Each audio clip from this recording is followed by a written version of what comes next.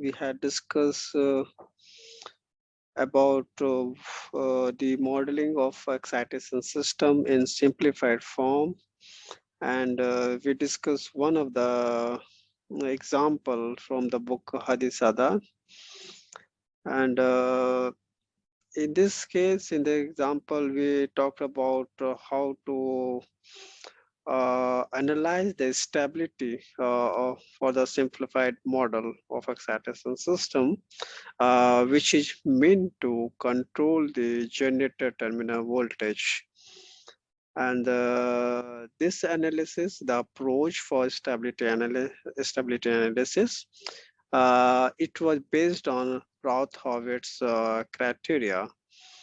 And in fact, yesterday when we were discussing about the Routh-Hurwitz criteria, I referred to this is the form of the transfer function that we obtain, and for the characteristic equation, which we have it in the uh, denominator here, we write down in general as this way. Then these coefficients, they can be written in terms of the system parameter here. They are written. And then we form a Routh array table. So since we have the highest power of a polynomial as s to the power 4, so we write it row wise, s to the power 4, s to the power 3, s to the power 2, s to the power 1, s to the power 0. Then we consider, since it is s to the power 4, so we the first row corresponds to the since it is s to the power 4, that is the even number. So we will have it a4, a2, and then a0 constant part. And then next row corresponds to the odd, so a3 and a1. Now for the row that is s to the power 2, we obtain b1, and this is how we obtain b1, which is basically the product of a3 into a2 minus a1 into a4 divided by a3 here.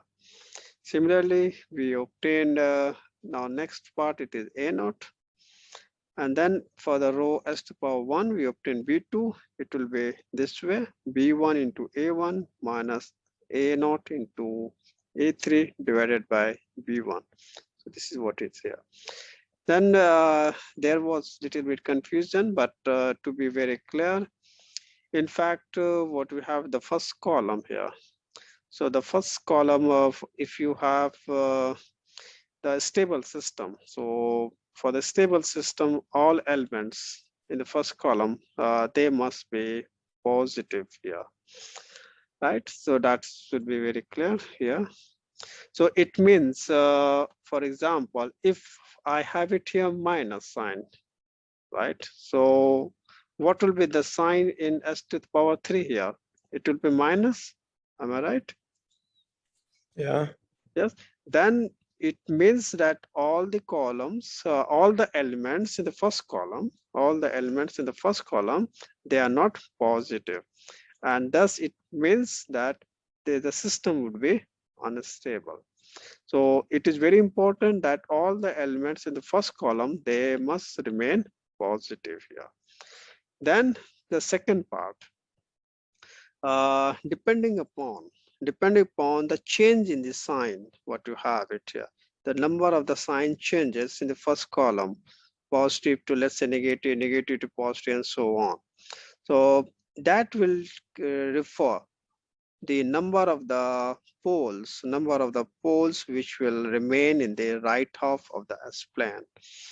So if let's say I have S3 is equal to minus here, right? So A3 is minus, so it becomes A4 is positive, A3 is minus, negative, then B1 positive, B2 positive, A0 positive. So how many poles will lie on the right hand side? Can anybody say? Well, how many Okay. sign changes? How many times the sign change? What you have it here? You said positive, negative, positive, negative. No, but I have only A3 as a minus, negative. So there's only two sign Only, changes, right? Because yeah, from yeah, positive to negative, and then from negative to positive, you have two. positive. Yeah. So that refers to, that's the number of the sign changes here in the first column, gives the roots which will be in the right half of the S-plane here. Right. So thus we, from this criteria, we can say whether the system is stable. This is first part. And the second part, we can say how many roots of the characteristic equation will lie on the right half of the S-plane. So this is one of the wonderful technique or approach which can be used for stability analysis here. And then we move to the here. So we talked about the root locus, and then from the root locus we say that okay, it is this omega where you have the intersection of the root locus with the imaginary axis here, corresponding to the gain 12.16. So with this it refers that the, because if you have the roots lying on the imaginary axis with a gain of 12.16, then the response will be marginally stable. Yeah, right. And but for the stable response, we have obtained that it should be less than minus greater than -1 and but less than 12.16. Yeah, that was the range. That was the range of gain we should have in the system for which the response would be stable. So we have simulated it in the MATLAB, and this was the case. In fact, maybe I could have it this way. So here you can see that if, because this is the gain less than 12.16. So for the gain 1210, when you select amplify again, so if you find here that the response is stable here because you have a decaying damp response. But the steady state value, when you calculate the steady state value, because you get it something 0.909 here, and that is the steady state error residual here. But when we have set the gain 12.16, which is exactly where you have the roots lying on the imaginary axis, in that case, we find steady state error is little bit improved here. See, right? So, and thus the residual error will be slightly less with this value. But in this case, because this is a marginally stable, so that's the response which you will get. It will be actually a non-decaying. So what you find here, there is a continuous oscillation of the terminal voltage signal here. So this is a marginally stable response here. Next one, what we talk about, let's say because we had the gain in the range of minus gain greater than -1 and less than 12.16. So if I select the gain of 5, then you find the response has improved. That is because if you compare with this one, because here the gain is 10, so there are few oscillations, right? But here the response has improved with a smaller gain, right? No more oscillations, but steady state error. When you look at the steady state voltage here, because unit value is this one, and this is the steady state error. So comparatively, you find more steady state error because this is just 1 minus 0.833. So that will be the steady state error. So thus, depending upon the gain, you can have different response. Yeah. Again, the system can be stable, but the time domain response can be different here for the different value of gain, and thus the steady state value. This is what we have discussed last time, and then we move to the next little bit different model representation. because if you refer the last one which we had here, we included this was the transducer part here, right? So this was the simple representation for the model, this one. So we have the transducer represented here, but if you recall from the previous discussion, in the exciter model, there is also a stabilizing circuit, which is from the which forms a feedback loop from the exciter output. That is the field voltage here. So that part we have not included here, because this sensor model is from the generator output terminal, not from the exciter output here. So for that, let's see, we want to analyze what will be the effect, what will be the impact if we include the stabilizing circuit. So this forms this unit or this component forms a feedback link here from the output of the exciter to the AVR section here. So we include this one. This is again, we refer it to the book by Hadi Sadat and the example 12.16, and then in fact there is another, the next example 12.7 here. So we have added a stabilizer feed. In fact, remember, it is not the power system stabilizer, but it is the feedback stabilizer here, the stabilizing circuit basically. So in the previous example, we have added feedback stabilizer here. This component we have added here now. And the values of the parameter, I mean this one, TF and KF, this here. So they are this one.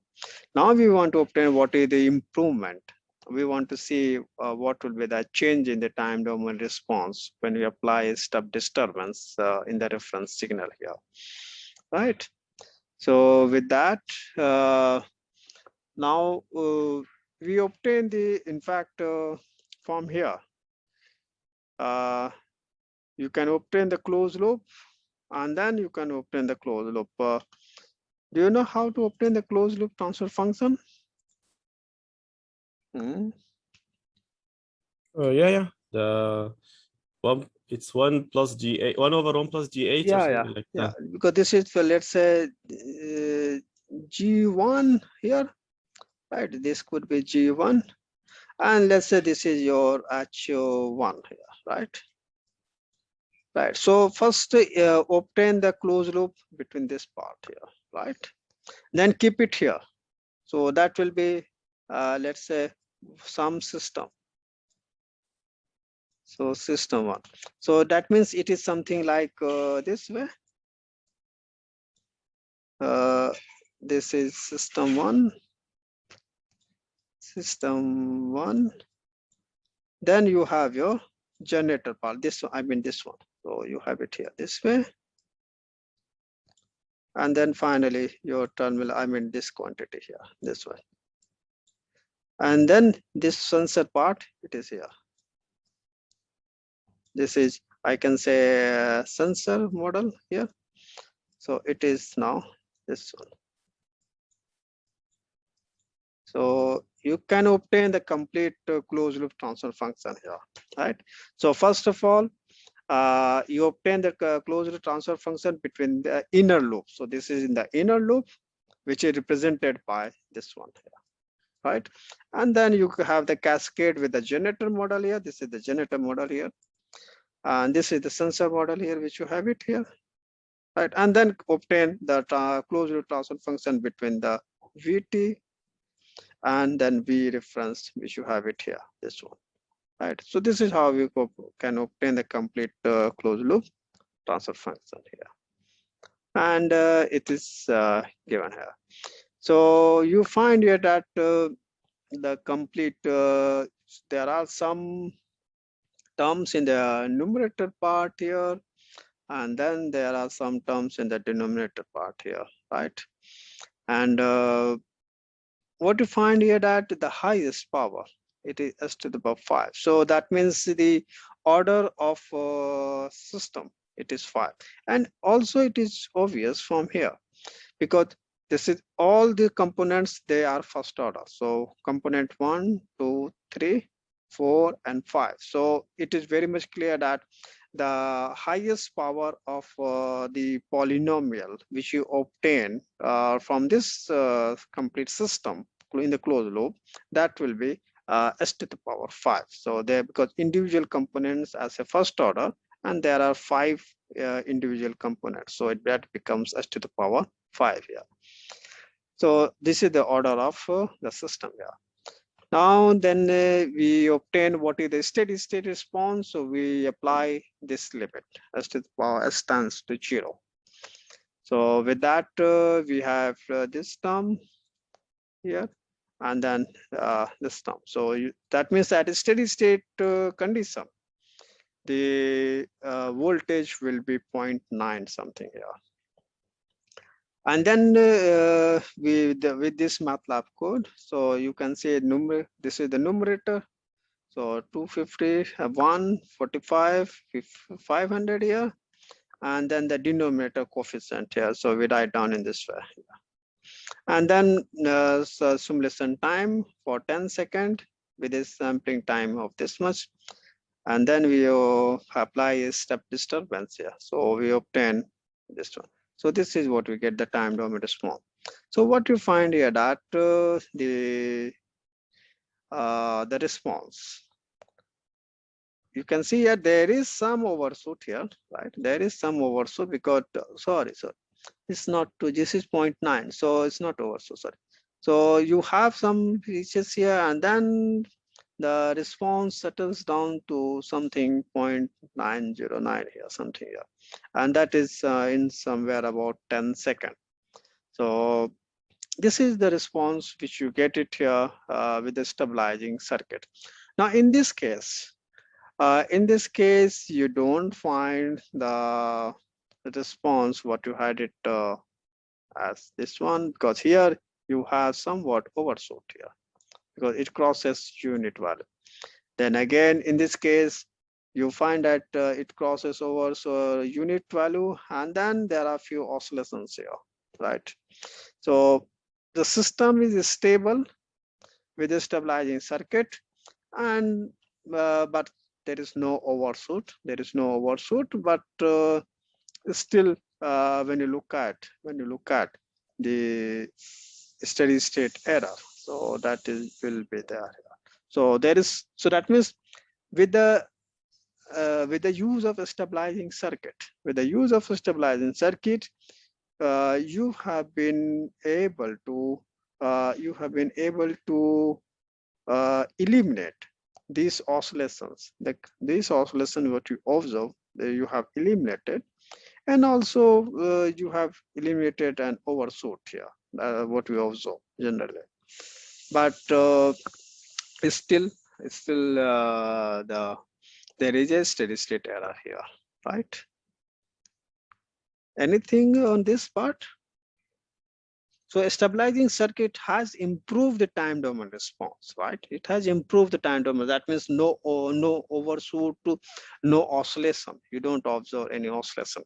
But it has not improved this one, the steady state value, because your reference voltage is this one. This is the unit value. But at a steady state condition, right? Let's say after 10 seconds, the response does not reach to, because if I say the best response could have been something like this, reaching to unit value here. Or this is what we desire, that your terminal voltage should reach to a unit value at a steady state condition. Yeah, this is what we desire, right? And this, any query, Abraham? No, it makes sense. Okay. So we move to the next one. Now, if we want to, now what we have discussed so far, we didn't had any controller part here in the excitation system with the generator model, right? So still we find that there is some thing missing here, because you don't have improved response in terms of at least steady state value. And again, further, when you look at, because you apply a step disturbance. You apply a step disturbance here, right? So, oh, sorry.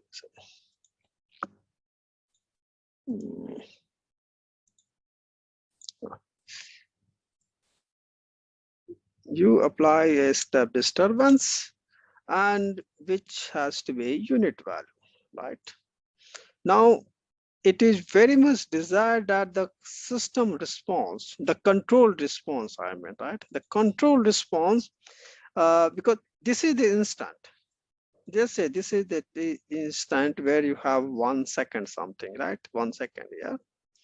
So although it is here indicated 0, so no problem. I can say 0 here, no problem, right? So at this instant, in fact, it is, I must say t is equal to 0 plus. I must say 0 plus here. It is desired that the system response should change. It should change very closely if required, if it is possible, and then it should settle down over here. This is the best, you can say that the desirable response, time domain response, which you can expect. So that means the moment you apply some disturbance here in the reference voltage, at the same instant, you get a change in the terminal voltage here. So that means the system response should not be delayed. It should not be delayed. What you find it here, the response settles down to about 0.9 something, but it settles down after 10 seconds. So that means the response is very much delayed. It's not a fast response here. And let's say, for example, if I say for you have some disturbance in the reference voltage, right? Some disturbance every time, yeah. Let's say because you are, let's say, regulating the system, right? And this is what you apply the reference voltage, yeah. This is your reference voltage. If you have this form of, and let's say this is t is equal to something like 0 plus here, right? And then this is something like t is equal to, like, let's say 2 seconds. And here, let's say something t is equal to like 4 seconds, and then t is and so on. Now, if you have such dynamic changes, you have a multi-step in fact, if you apply a multi-step disturbance in the reference voltage as shown over here, do you think that your system can follow this? Do you think, because your system is delayed, and for a unit step it takes to settle down after 10 seconds, but if you have such dynamic changes applied in the input side reference voltage, do you think the system will respond to such dynamic changes? Yes, please.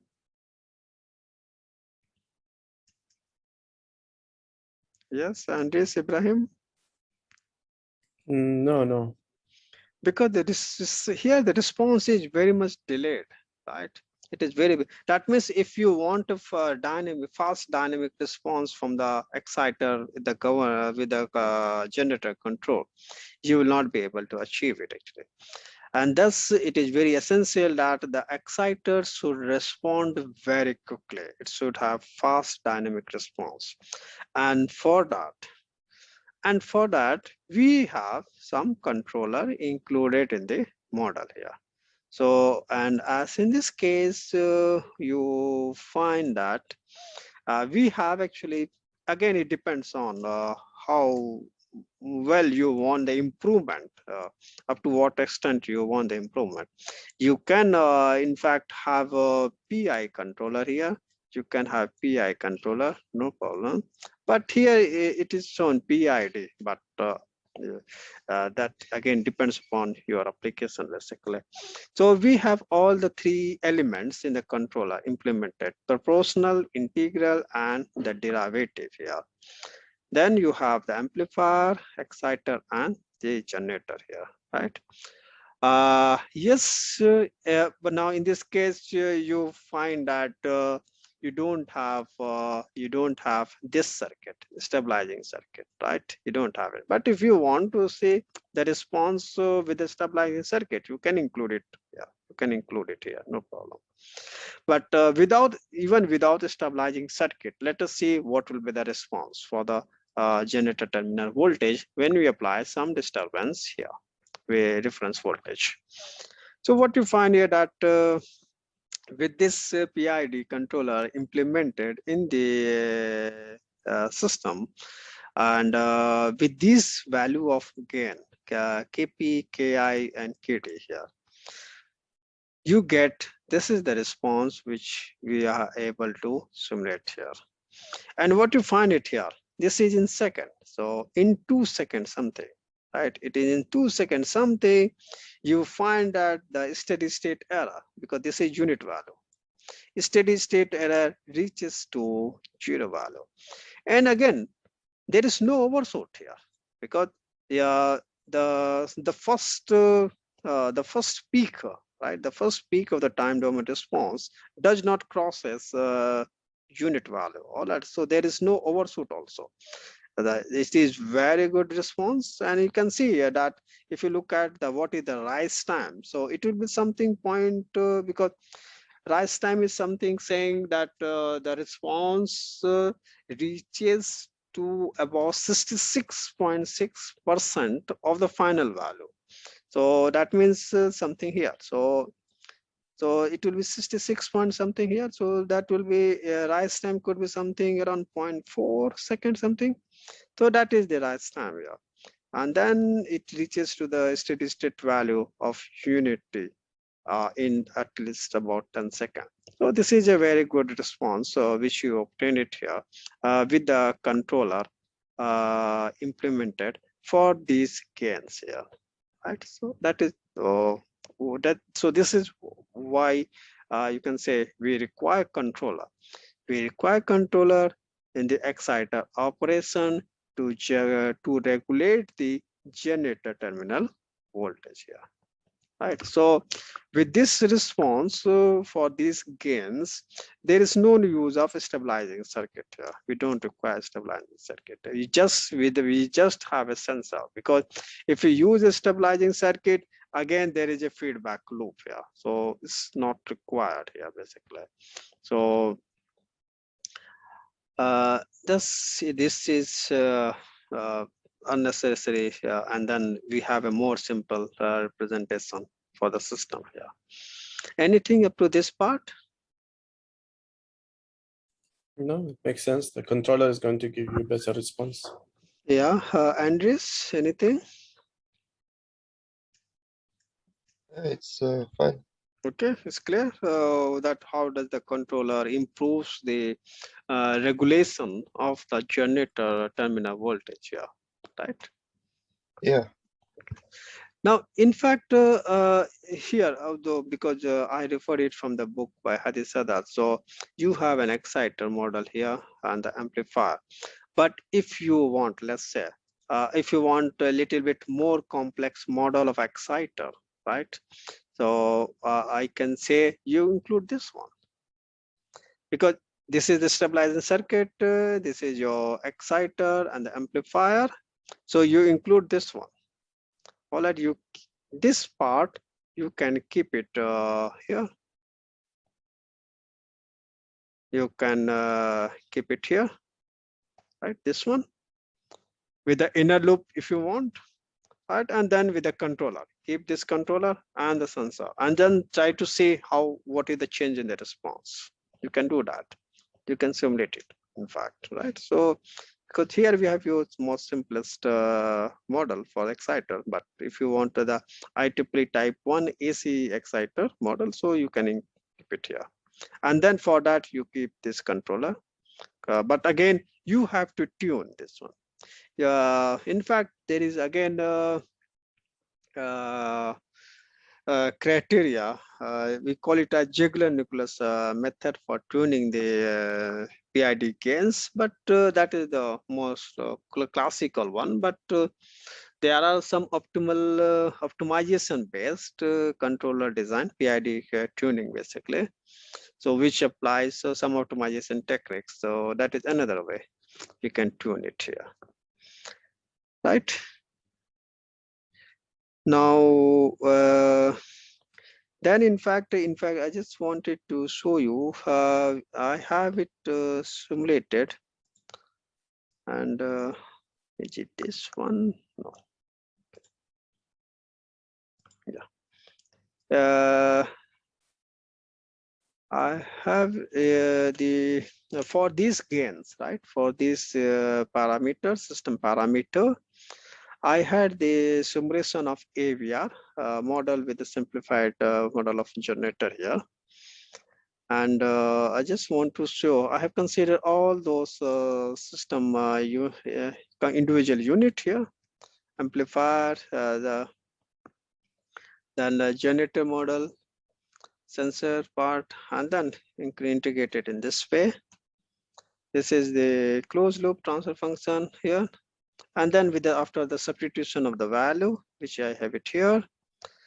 Now I have applied routes criteria or risk criteria, and then I find the gain. But here, accelerator amplifier gain, this is the part, so it should be in this range here.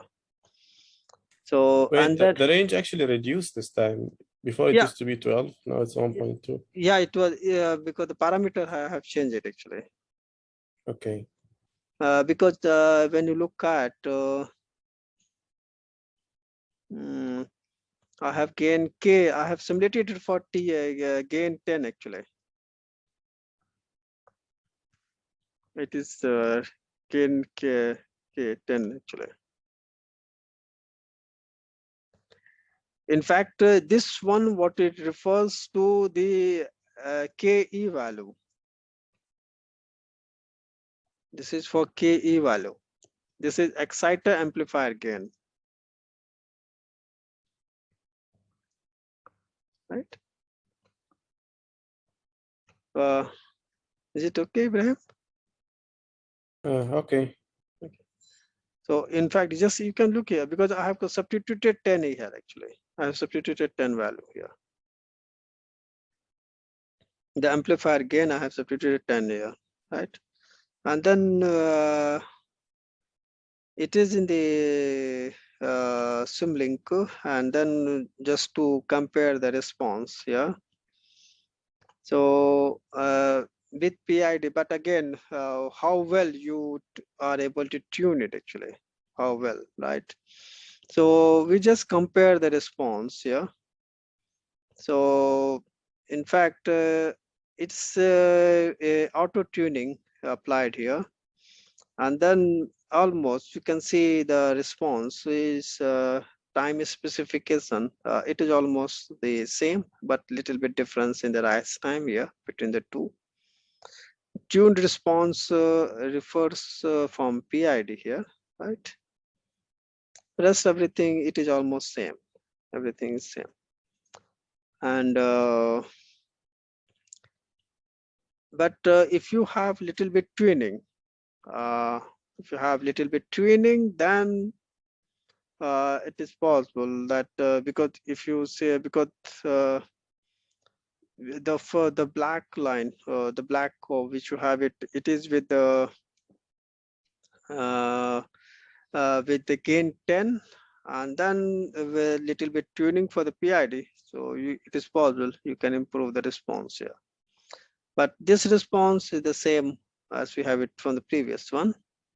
So that is the specification in terms of time domain. So, and then again, having the pole zero plot, we had this.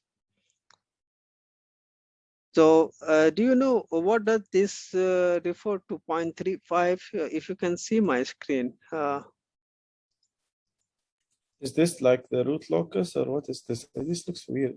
Yeah, but what does this mean? 0.35, 0.58, what is this value actually? I don't know. This one.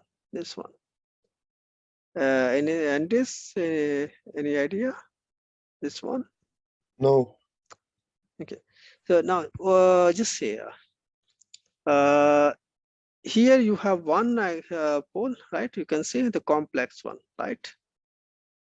Okay, and then you can see something here, right? So these are the poles here, and then you see 1 0 here, right?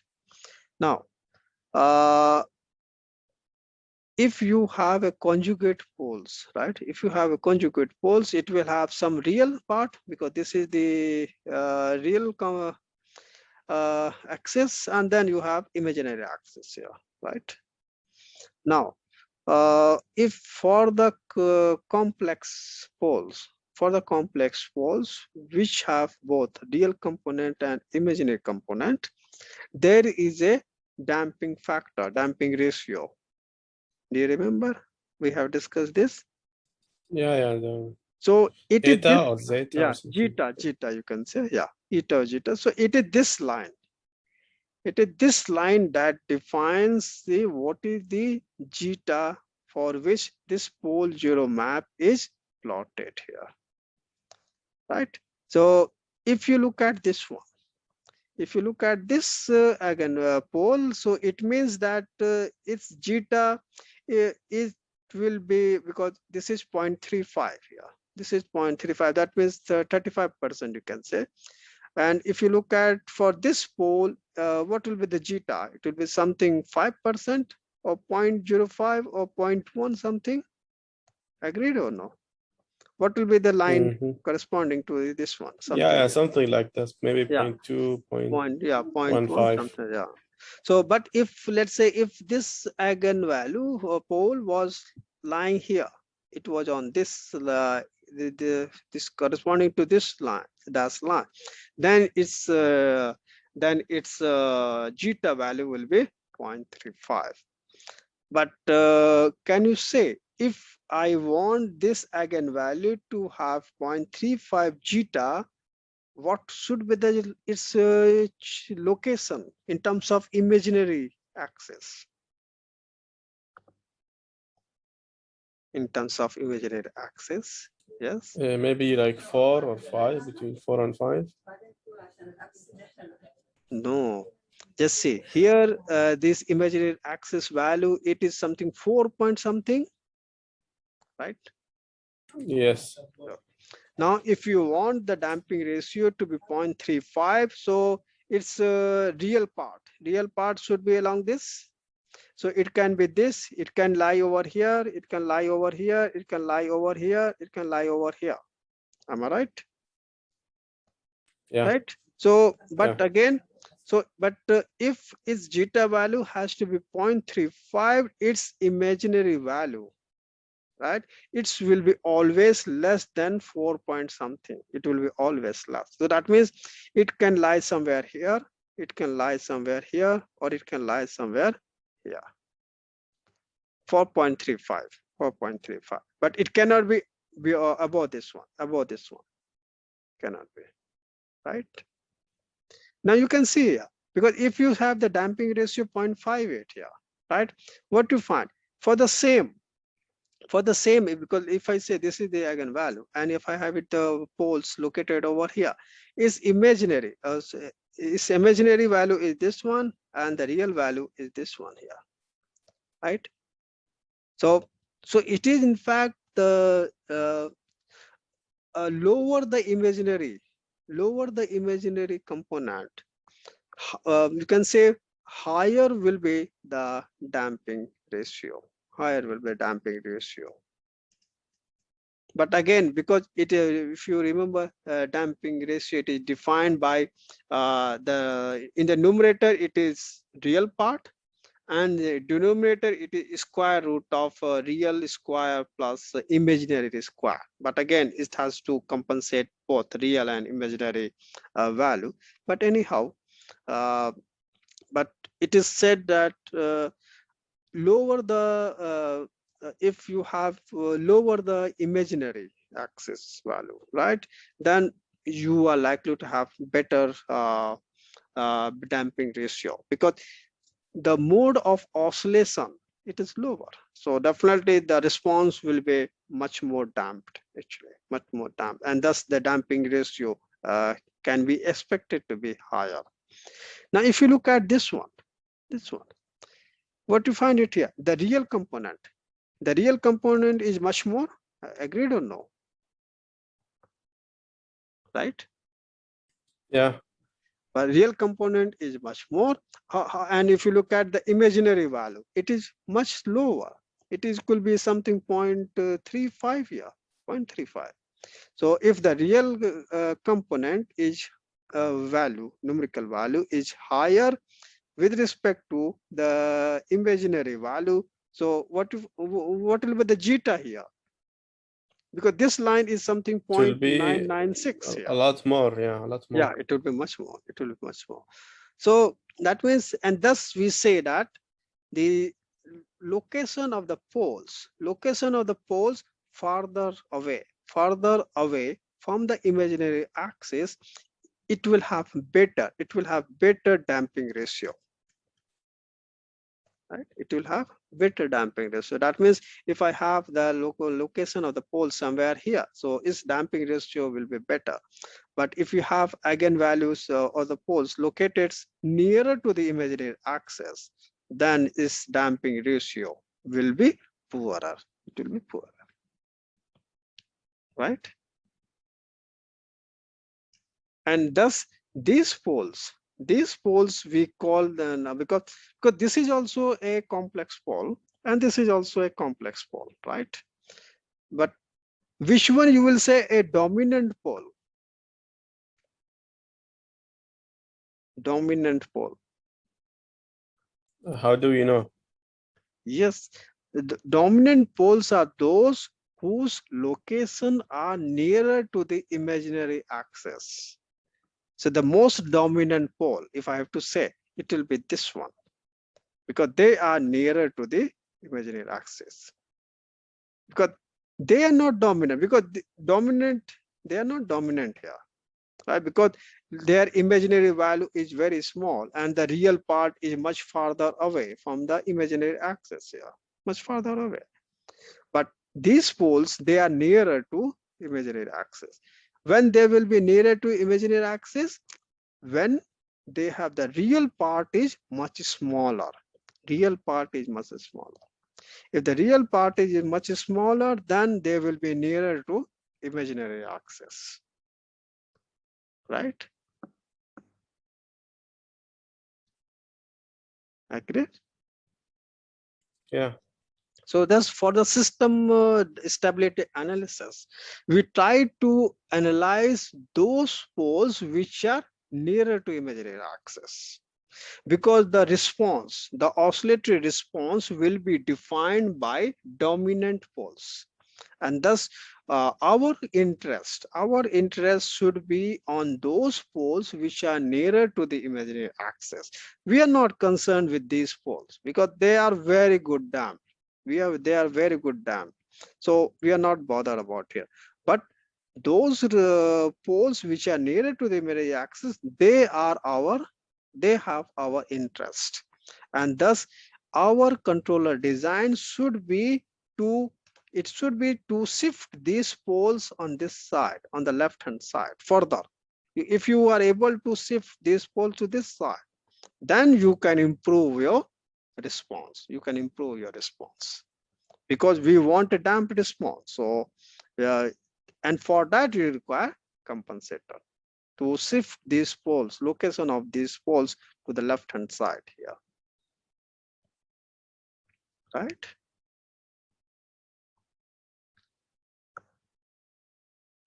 Is it okay?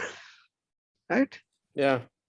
Andres, you have studied this one in the control. I'm not sure if it We has have been studied this, yeah. I kind of okay. vaguely remember. Yeah, it was a long time ago, but yes. Okay, Andres. No, I don't think so. Okay, but in the Really? What control, did you study in control if you didn't study this, Andreas? it will Yeah, be we This is had, there. control. but not with this. We had the 4 zero maps, like regular ones. Yeah. Okay. But okay, but this is very important because how we analyze the system response, and thus because that is basically a part of the stability analysis for our power system, or thus the components here, right? So it is given here. And then in fact I have just given what is the transfer function poles, and then because there is 0 here, you can see -20. So here it is something the real part, so it is -20 here. So 10 location here. Then with the controller, okay, this is with PID. I think the complete transfer function, and what you find in this case. I think this is the complete transfer function. And if you look at the pole 0 location, you can see here that with the PID controllers,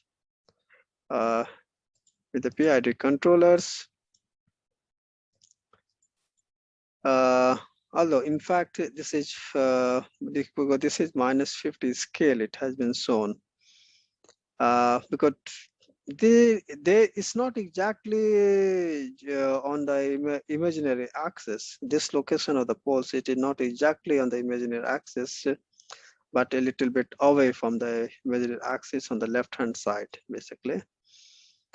And but you can see that it will correspond to a zeta damping, something in this range here. And that's you have an improved response here, because this pole will have a much higher damping ratio. In fact, I should have shown it with a zoom plot. I have not indicated here. Anyway.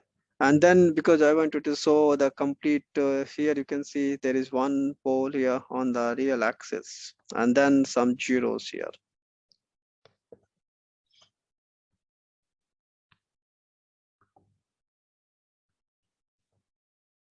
Right? So this is what you can simulate, and then with this I have another assignment for you. It is this one: stability analysis based on Routh-Hurwitz criteria on excitation system. So for that, this will be the exercise which will be which will be given to you. I have not assigned so far. So you will consider a IEEE type 1 AC exciter here. This is the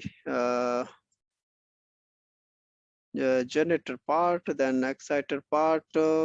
Here it is shown the nonlinear also, but you can remove because we want to do the linear analysis. So you can remove this one. And then again, this one also, the limiters. You just have the amplifier, exciter, generator, and the sensor part here. So with these parameters as defined, we obtain the transfer function here, complete characteristic equations, and then you can apply the Routh criteria here. Then now from the figure 1 which you have above, here you have to find the range of KR, right? Now there are two parts here, in fact A and B, and then the third one here. So for the first part, what you have it, we have these values. We have these values, but you can see here that the value of KR is not given. Okay, the value of KR is not given. That means it is this one, KR. The gain of sensor is not given to you, right? And you can see the complete open loop transfer function. So you can have it here, KR in the numerator here, right? So, but KA and KG will be provided to you. Then you obtain this Routh array. Then depending upon, because here you have KR, so on which row it would be actually, right? You find out what will be the range of KR for which the system will be stable. So you have to consider KA 40, KE this value, and so on, and find out what is the range of KR. This is first part. In the second part, we have KR value given here, right? You have to find out TR. Just see, this is system parameter, right? So for what range of the time constant of the sensor model, right? For which the system would be stable. So we want to find the range of TR here, for which you get a stable response. So it would be the same approach, right? And then the another part is here we have some parameter given, but TE is not given here.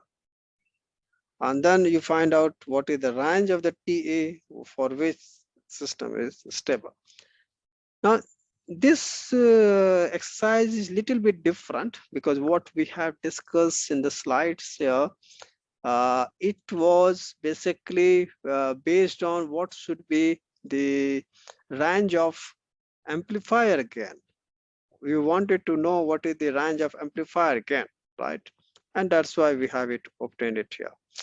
But in the same way, because here when you look at when you have s to the power 1 and s to the power 0 here, so you can obtain what is the because s to the power 0 row gives you what is the -1, gives you equating it to 0, so that is the least value, and then s to the power 1 gives you a higher value. So what is that? Gives you a range of the gain, amplifier gain, for which the system is stable.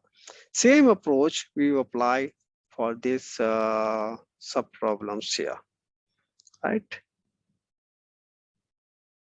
Is it okay? Yeah. Andres, any query on this? It looks fine. Yeah, it is almost the same way, but that's because this is very simple, because it's not necessary that you always have to design the gain of amplifier. You in our system model, sometimes we have to set what should be the gain of sensor here also. What should be the time constant of the sensor, because that is also important. Again, it can be even what is the time constant of exciter also, right? That is also, or again the time constant of the amplifier here. That is also, that could be the, so that means we decide what will be the range of the system parameter. Here we differ. There is no controller here. This is one system generator. This is another system exciter. This is another system amplifier. This is another system sensor. So we have to see what should be the range of the gain for the system. What should be the range of the time constant of the system, individual system, I mean. So for which the overall, when you integrate, response would be stable, right? Because and here we're supposed to ignore the non-linearity of the yes, limiter, right? yes, I have, yeah. Remember again one thing to say. Routh-Hurwitz criteria and even the root locus that we perform, or the pole zero mapping that we perform, these are the approach we apply for a linear model, right? We apply it for linear model. Remember one thing. Whenever you represent your model as a transfer function, all right, as a transfer function representation, this transfer function representation for a given model, it is always for a linear model, right? Because that's what the transfer function definition says. Actually, it says that it is the ratio, as per the definition, right? It's a transfer function definition. It says that it is the ratio of the output variable to the input variable for the condition being not perturbed, So that means if you have a system which is not perturbed, all right, and for that system you define the transfer function, which is the ratio of output variable to the input variable, represented in the form of a Laplace S transform. So it is always for a small disturbance, or a normally for a linear model, and linear model for a small disturbance that is up to plus minus 5% only. It is not beyond that range of perturb. We always apply linear model analysis for small disturbance of to plus minus 5%, right? And that is why, we always say that uh, reference voltage, it will be delta change, small change here. Terminal voltage change, it will be always delta change here, always. So it is only for small disturbances. So these are the techniques only for linear model. This is one part. And again, it is only for single input, single output model. That is also another part. You always apply Routh, because transfer function is representation. Transfer function model representation, it is only for single input, single output. Even if you have, let's say, a system, even if you, in general, I'm saying, even if you have a system where you have multi input and multi output, but if you have to represent the model as a transfer function, then you will always write down the transfer function model as a single input, single output. It will be always that way. It is not as a multi-input to single output, or a single input, multi-output. No, it will be always as single input, single output, right? In fact, if you know state space representation of a model can be as a multi-input, multi-output. But transfer function representation for a model, it will be always as a single input, single output, right? That is basically the limitation, you can say, of a linear analysis or the transfer function model representation. Transfer function model, because so that means when you have to analyze the transfer function, it will be always with respect to single input only. So that means you analyze the terminal voltage change with respect to reference voltage change here, right? But let's say, in fact, I have not included here, but let's say you develop your model, because just here, generator has two input, one from the turbine side, another from the exciter side, right? And let's say that you want to analyze this generator output, all right, generator output with respect to two input, turbine input and the exciter input, right? So here it is multi-input, but let's say generator output is terminal voltage. Then again, even for that, you have to consider transfer function model. If it is a transfer function model, then output will be terminal voltage, input will be turbine input, turbine power is with input. This is one transfer function. Then second transfer function, you can say, as between the output terminal voltage and input as a exciter input. That way we can do it here. Is it okay? Or maybe I will show you some other time. It's this kind of model actually. I'm not sure if I have it here for you.